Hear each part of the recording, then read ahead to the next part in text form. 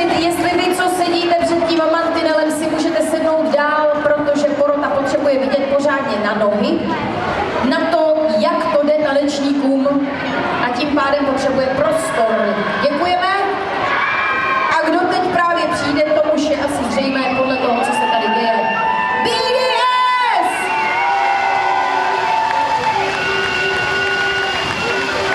Konečně přišel čas, abyste se podívali na to, jak to sluší BDS v černém, přestože jejich choreografie se jmenuje We Got the Power. Číslo 160 pro porotu a pro vás, co máte říkat, co máte skandovat, až se vám to bude líbit. BDS!